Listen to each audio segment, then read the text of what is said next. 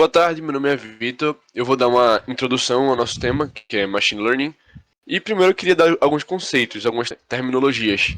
Primeiramente, sobre o que é inteligência artificial, que é uma área da computação que se baseia em desenvolver algoritmos de aprendizagem de máquina para simular ou aumentar a capacidade humana de resolver algumas problemáticas, alguns problemas. Por exemplo, em um nível mais baixo, a gente pode fazer um algoritmo que classifique carro e moto, diferencie esses dois. Mas também pode escalar para níveis realmente maiores, por exemplo, usando redes neurais, deep learning, big data, a gente pode realmente escalar para um nível como tentar auxiliar os médicos a detectar doenças como câncer, como diversas outras, utilizando esses algoritmos de inteligência artificial. Claro que hoje em dia isso não vai detectar sozinho, mas ainda consegue auxiliar o médico em algumas atividades. Outra coisa que eu queria diferenciar é que tem vários tipos de aprendizagem de máquina. Vou citar três aqui, que são os mais introdutórios, que a gente, quando está começando a trilha de aprendizagem de máquina, a gente aprende, que é o aprendizagem supervisionada, não supervisionada e por reforço. Primeiramente, o aprendizado supervisionado é justamente o que o nome diz. A gente precisa primeiramente de um supervisor. Por exemplo, a gente vai dividir uma base de dados de carro e moto, a gente quer um algoritmo que classifique uma imagem entre carro e moto. A gente vai primeiro entregar uma base de dados com essas imagens e já classificado. Por exemplo, a gente tem a imagem do carro e a classificação com o número 1, a imagem da moto com classificação com o número 0.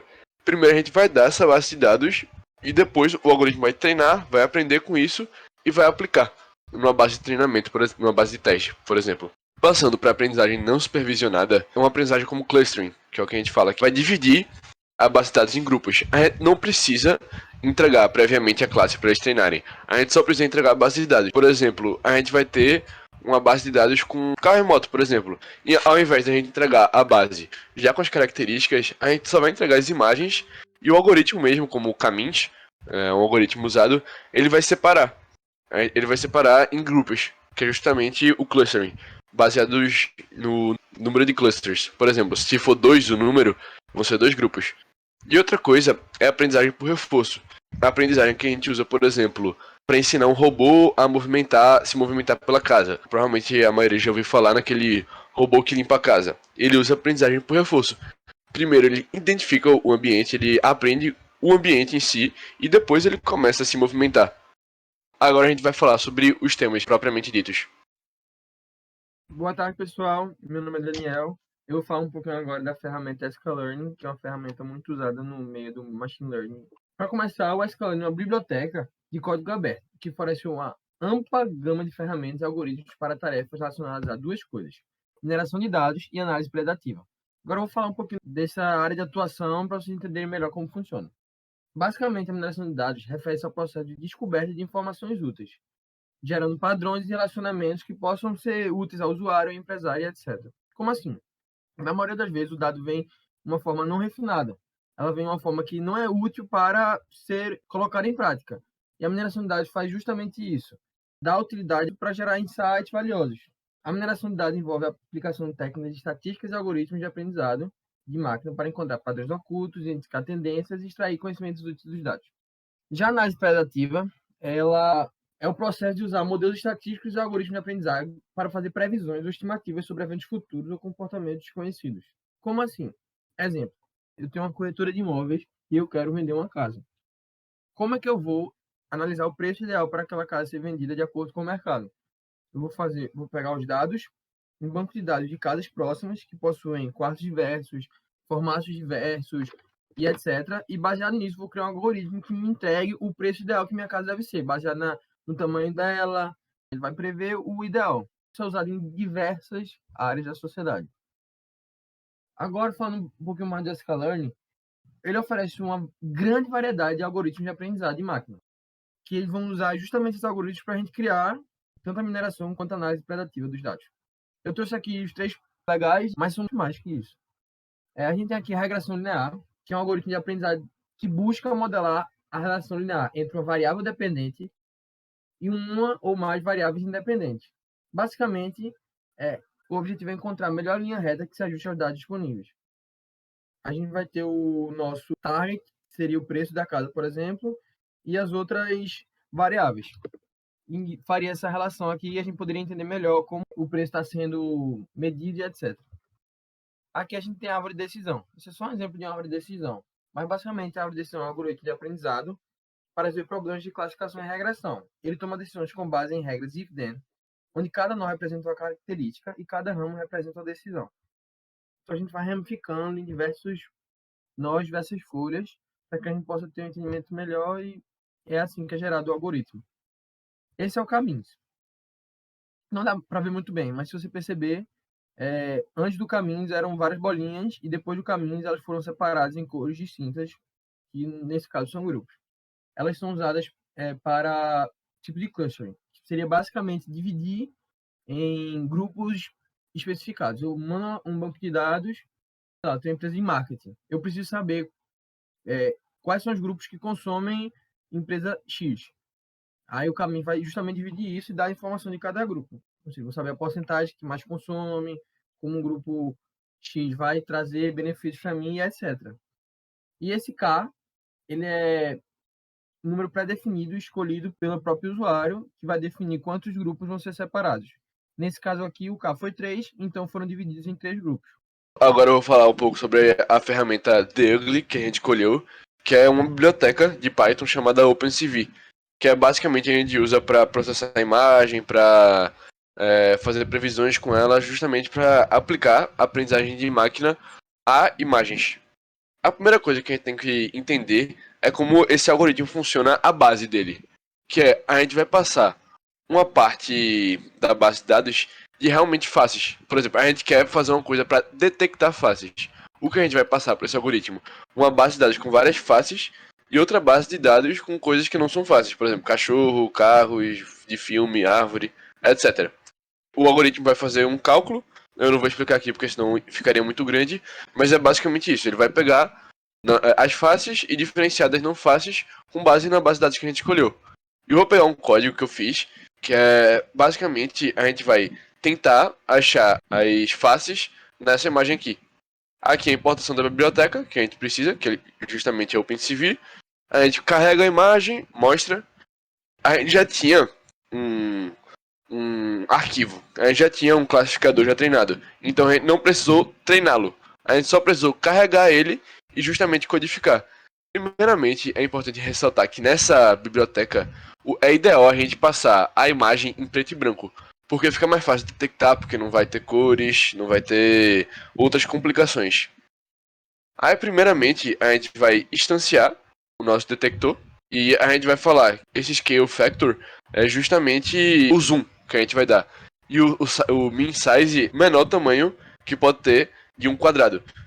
Esse retângulo, no caso, é o retângulo que vai achar a nossa imagem. Por exemplo, se a gente tiver um min size 30-30, por exemplo, não vai pegar uma face pequenininha se tiver aqui, por exemplo.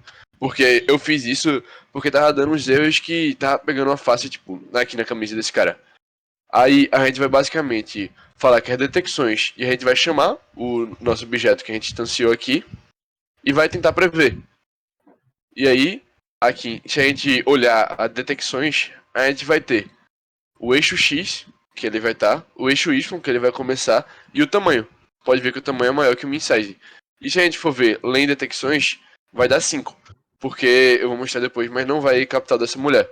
Porque como a gente fez um treinamento básico para mostrar aqui, a gente não fez para detectar rosto e perfil. Aí basicamente a gente vai ter essa variável detecções que vai armazenar as posições que vão estar as faces que a gente detectou. E aí, se a gente fizer um for, basicamente nessas detecções aqui, x, y, LA, o eixo x que ele vai estar, y que ele vai estar, largura e altura, que é justamente essa lista aqui. E aí a gente vai basicamente desenhar um retângulo verde aqui, o RGB está aqui, verde, e justamente com o comando da OpenCV. E aí quando a gente mostra a imagem, que é outro comando do CV2, que é OpenCV, a gente vai ver os retângulos justamente centralizados nas faces que a gente quis do nosso modelo, que já foi carregado, que já estava treinado, a gente não treinou ele aqui, e a gente pegou uma variável e armazenou as detecções que esse algoritmo fez, que é esse detector face, a gente usou essa função para detectar e armazenou nessa variável, detecções. A gente só deu um for nela e desenhou um retângulo para cada uma. Então é basicamente isso que o OpenCV faz. Claro que tem várias outras aplicações. Aqui a gente só quis dar uma introdução do que essa biblioteca pode fazer, do que ela é capaz. E basicamente isso. Boa tarde, meu nome é Ítalo. Vou falar um pouquinho sobre o TensorFlow, onde é uma das bibliotecas mais utilizadas mundialmente, mais populares por sua estrutura flexível para criar e implantar modelos de aprendizado de máquina. A sua principal característica é a capacidade de criar e treinar redes neurais profundas, onde suporta uma vasta gama de algoritmos de aprendizado de máquina e fornece ferramentas para construir e treinar modelos em vários domínios, como visão computacional, processamento de linguagem neural, reconhecimento de voz e muitas outras coisas.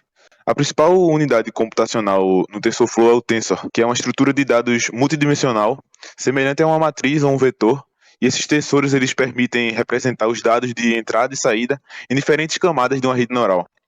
E também é disponibilizada pelo TensorFlow uma ampla gama de operações para manipular e transformar esses tensores para a gente utilizar para o que a gente quer fazer. Também uma das principais vantagens que anda em conjunto com essa é que o TensorFlow ele tem uma capacidade, uma facilidade de lidar com cálculos de GPUs e CPUs, onde aproveita o poder do processamento paralelo para acelerar o treinamento de modelos.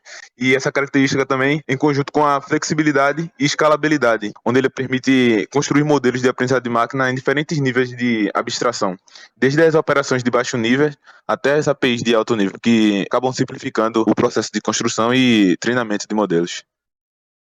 Voltando para aquele código que a gente tinha visto anteriormente na parte de OpenCV, eu queria propor um exercício para vocês.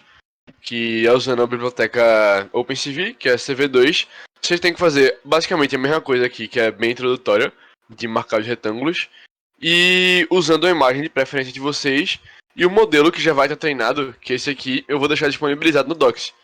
Que aí basicamente o que vocês vão ter que fazer é carregar aqui no Google Colab, ou vocês botam aqui de montar o drive e pegam de cá, ou vocês apertam em upload e fazem o upload desse arquivo e da imagem de preferência de vocês. Pode ser vocês com os amigos, na praia, qualquer coisa aí.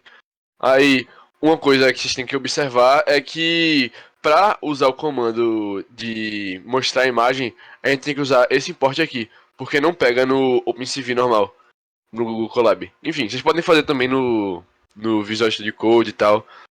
Só basicamente isso aqui. Vocês têm que pegar, carregar a imagem, carregar o modelo e botar o modelo para classificar. E só isso. Botar o modelo para classificar aqui e fazer esse código para mostrar a imagem com retângulos. É basicamente isso. Vocês vão fazer o mesmo código, só que mudando a imagem e carregando por si só o modelo treinado que eu vou deixar na descrição. Obrigado pela atenção e tchau.